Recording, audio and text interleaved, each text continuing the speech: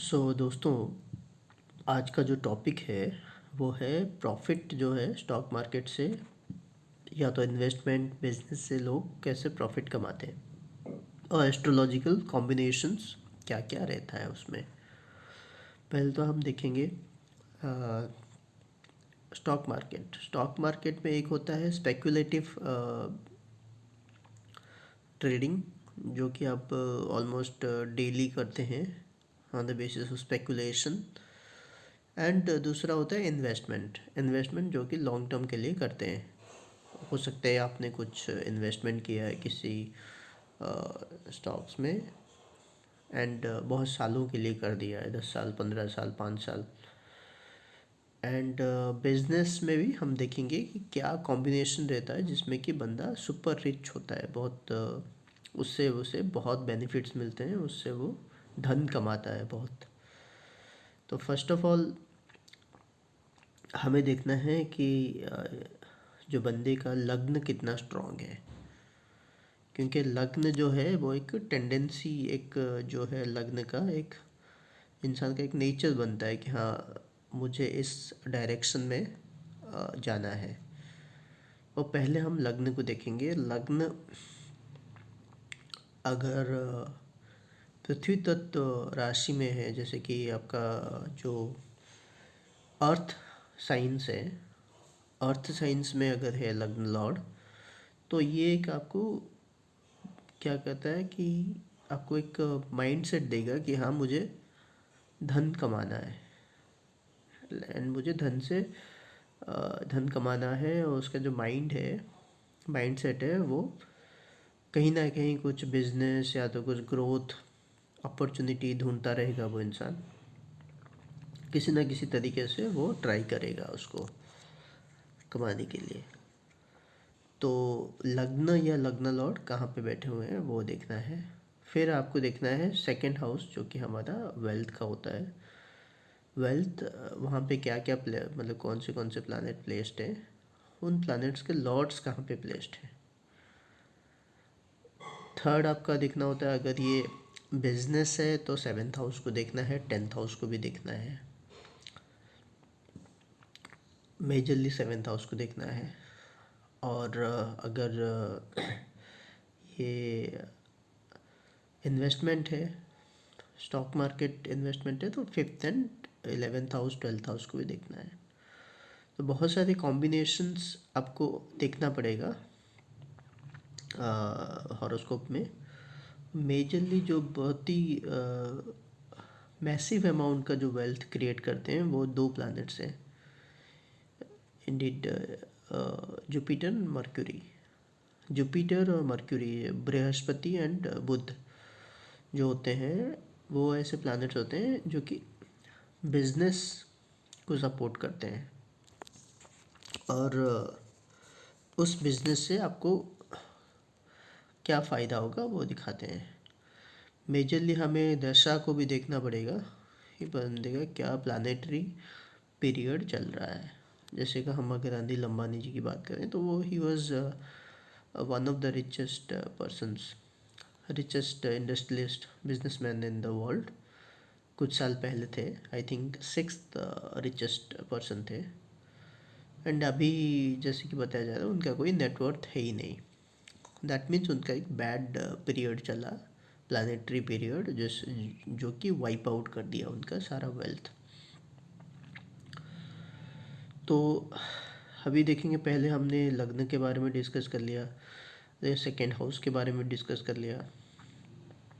Second house जो है हमारा एक्यूमुलेटेड वेल्थ है, कितना एक्यूमुलेट कर सकते हैं, कितनी कैपेसिटी है। 11th हाउस जो है वो गेन है।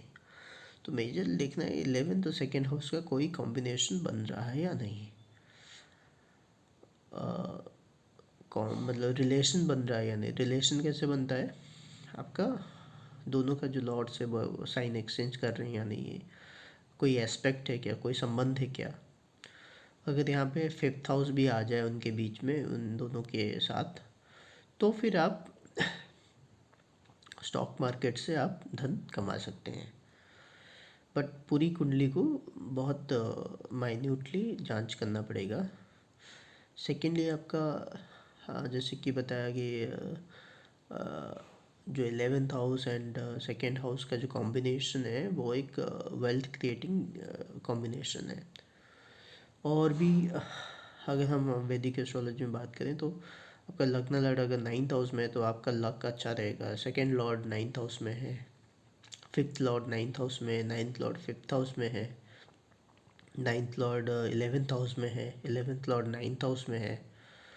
तो ये सब भी एक अच्छा वेल्थ योगा माना गया है। इजी वेल्थ आपको आ सकता है बिकॉज 9th हाउस लक है।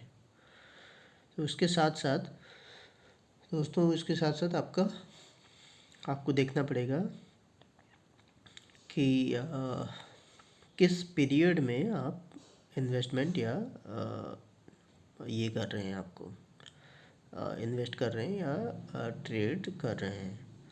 वो अगर पीरियड सपोर्टिव नहीं है तो आपको कुछ बेनिफिट नहीं मिलेगा।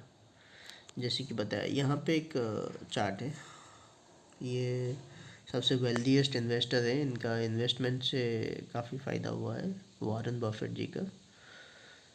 ये चार्ट अगर देखेंगे तो आप देखिए लग्न लग्न में सैटर्न बैठा है तो बहुत सीरियस नेचर का बंदा है फर्स्ट ऑफ ऑल। एंड लग्न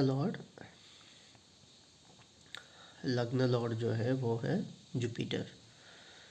दैट मीन्स विजडम वाला बंदा है, बंदे के पास विजडम है, नॉलेज है। एंड विजडम नॉलेज ऑटोमेटिकली आपका जो चार्ट के हिसाब से आएगा। एंड लग्न लॉर्ड बैठा हुआ है 7th हाउस में, मतलब पक्का बिजनेसमैन है ये। मार्स के साथ बैठा हुआ है, एग्रेसिवली बिजनेस करेगा, एग्रेसिवली मनी एक्यूमुलेट करेगा ये। और मार्स सबसे इम्पोर्टेंट है, मार्स जो है वो आपका 12th लॉर्ड भी है एंड आपका 5th लॉर्ड भी है। तो ये जाके आपका बैठा हुआ है 7th हाउस में। तो ये इन्वेस्ट करेगा बिजनेस में, massive amount of money invest करेगा। और ये स्पेकुलेटिव इन्वेस्टमेंट भी करेगा, स्पेकुलेशन में भी जाएगा ये, मतलब स्टॉक मार्केट इस सब में भी जाएगा। और बाकी अगर हम सेकेंड हाउस का देखें, सैटर्न क्या करता है, सैटर्न बहुत कंजर्वेटिव प्लानेट है। वो आपका जो है एक्सपेंसेस कम रहेगा, इनकम बढ़ेगा आपका। एंड धीरे धीरे बढ़ेगा बट मैसिव अमाउंट रहेगा उसका, सैटर्न का। और Saturn second and third Lord है और लग्न में बैठा हुआ है जुपिटर के हाउस में।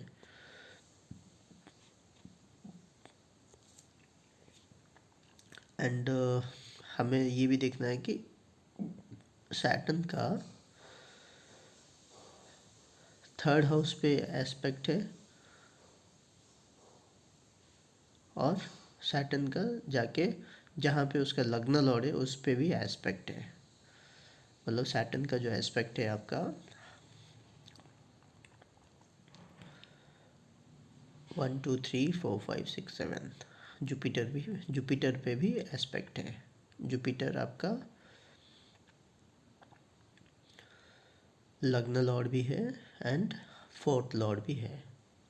दैट मीन्स इनका प्रॉपर्टी एंड ये इसको भी आपको बढ़ाता है। तो ये हो गया आपका एस्पेक्ट हो गया।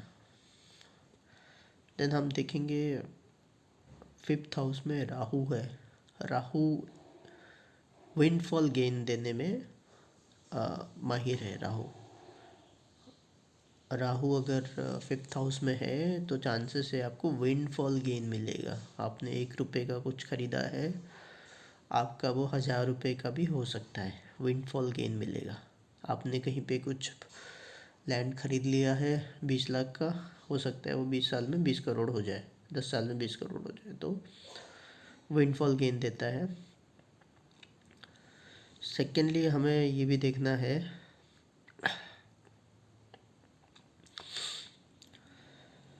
वीनस मर्क्यूरी का कॉम्बिनेशन। देखिए जनरली वीनस मर्क्यूरी का कॉम्बिनेशन एक बहुत अच्छा वेल्थ क्रिएटिंग योगा बनाता है वीनस मर्क्यूरी का।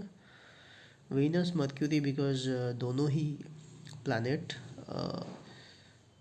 Business and luxury and all that, मतलब जो भी इजी मनी को दिखाते हैं दोनों ही प्लानट। तो जब ये कंबाइन होते हैं तो एक राजयोग भी फॉर्म करता है। बट ये राजयोग इनका जो फॉर्म हो रहा है वो 10th हाउस में हो रहा है। वीनस मर्क्यूरी मालवीय योग तो नहीं है, ये देखना पड़ेगा। नहीं है इनका 10th लॉर्ड के साथ वीनस है, एंड वीनस ओन हाउस में नहीं है, तो मालवीय योग तो नहीं है मूर्ति का। बट वीनस मर्क्यूरी का जो कॉम्बिनेशन है वो एक बहुत अच्छा वेल्थ क्रिएटिंग योगा है। वो भी 10th हाउस में बना हुआ है।